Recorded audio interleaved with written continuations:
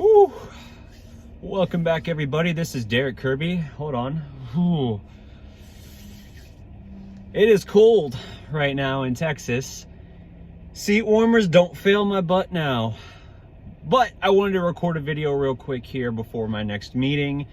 Wanted to talk a little bit about Mark Cuban's recent comments. I believe he was on 1310 The Ticket here locally in Dallas, and he was talking about Luka, not just the tear he's been on lately, but a month ago we were talking about how Luka wasn't in the best of shape. It was visible he wasn't in optimal shape, despite the fact that he had a very short off season due to playing in the Olympic Games for Slovenia, and us believing he was going to enter the season already in peak form. He didn't. It took time. But right now, he's dialed in. Cuban basically said that Luka was humbled, and I'm only very slightly paraphrasing here. He said Luka was humbled by not receiving any media votes for the All-Star game. That absolutely got under Luka's skin. And he's been on a tear literally since the moment that happened. And that Luka basically understood that he had to be in shape. That there was a certain expectation that he had to meet. It wasn't just understanding it, but actually putting in the work for it. Now, Mark did say that a lot of young players have this type of struggle, but it's a really weird thing to me to go out there, that there's an expectation to be met. It's a weird thing to me to go out there, though, and on radio basically criticize your franchise player. The guy whom, if you lost him right now for whatever reason, you're dead in the water. You don't really have draft assets. You don't have other pieces to build around. You'd basically have to immediately ship Jalen Brunson in a trade as well, just so you could reclaim something between whatever king's ransom you got for Luka. If this is a world where Luka Doncic eventually goes the route of so many other NBA players now, other stars that force their way out, whether it's year one, year two, whatever, of a new contract. If he goes that route, Dallas is set back 10 years at least. They have nothing else. They put their stock in the idea of KP. It didn't work. By the way, in the same interview, Mark said the KP trade wasn't about his health, but more about kind of working optimally within Jason Kidd's system. That the idea was getting away from Carlisle's system and into Jason Kidd's system, which is really funny because all we heard all offseason was how Jason Kidd was going to finally unlock the potential of Kristaps Porzingis in Dallas, at least. That's all we heard. All we heard.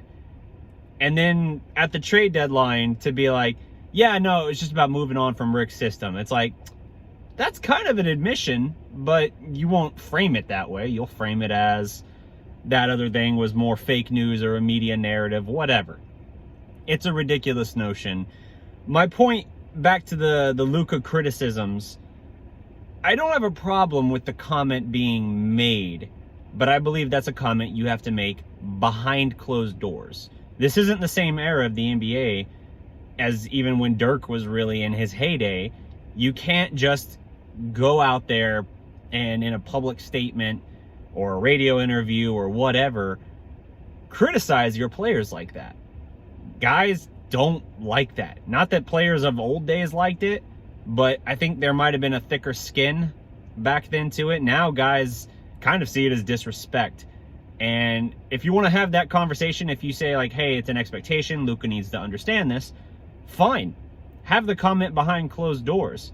But to go out there and kind of publicly shame him after the fact, when he's already made the corrections and adjustments you apparently demanded of him, and understandably so, by the way, he's already made the adjustments. So it's like, what is the benefit of going out there and criticizing him in front of the media?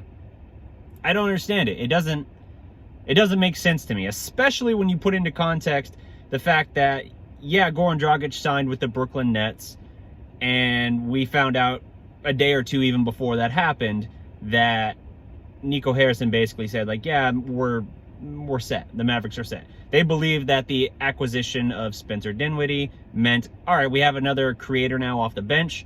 We don't have to worry about going out and getting Goran Dragic. But Luka came out and said, obviously that's my guy, and you want to play with your guys. If you have a young superstar for whom your entire franchise hinges at this point, I should say, on whom your entire franchise hinges at this point, and you can sign a veteran minimum player to keep him happy, to have him paired with a mentor and good friend of his, you do it. I don't care that you acquired Spencer Dinwiddie.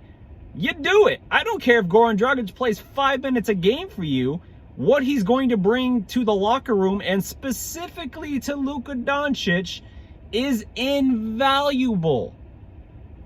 And Luka made the comment publicly. Luka basically said, of course you want him here. It's your guy. You want to play with him. You want him here. I don't have control over that, so we'll see what happens. You then, as the Mavericks front office, let Goran walk to Brooklyn. Now, we don't know. Maybe they did try to make an offer to Goran, and he didn't want it because he saw, hey, there's even less of a role for me there now. And here I can go play with presumptively, a contender in Brooklyn and be reunited with Steve Nash, who Goran really looked up to, played with in Phoenix when he first came into the NBA.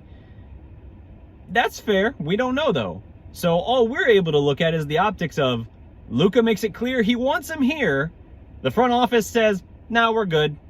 And then goes out a week later, not even, on radio and basically like, yeah, Luka wasn't in good shape. I think he was humbled by the experience of getting called out by the fans and media and not getting any all-star votes for the starter job.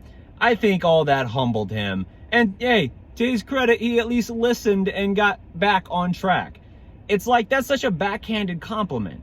It's saying you weren't acting in accordance with what we demand and expect. To be fair, he wasn't. But it's like, you weren't doing that, but you are now. But we're still going to, after the fact, kind of publicly shame you for that infraction. I don't understand it, man. Luka's last 15 games have been unreal. Like 34, I don't have the numbers in front of me, like 34, 14, and 10 or something like that. Unbelievable. And the Miami game, the aberration where he was just double teamed into a bunch of hockey assists, he still recorded. Did he have a triple-double in that game? He had 21 and 10 at least. Maybe it was 21, 10, and 8. The point is, that's his outlier, and that's still a healthy triple-double. So, yeah, it's saying a lot what kind of tear he's really on. That as good as the numbers look, you set that game aside, and he's otherworldly. In the span of a week, basically heading into the All-Star break, he had a 51 and a 49-point game. Yeah, I think Luka's good. Don't need to go out there and shame him publicly anymore, Mark. Especially when he might already be a little bit sore at you for not retaining, or not signing, rather, his buddy that he's been clamoring for you to get on this roster for 3 damn years. Just think about it. That's all I'm saying. I don't know. Let me know in the comments. Am I being over dramatic about this? Do you think this is not a big deal? Do you have a problem with Mark Cuban's comments? Or do you just think that it's kind of tough love that's necessary? Let me know. Like the video, leave a comment, subscribe to the Dallas Prospect. Until next time, guys, remember, every legend was once a prospect. Peace.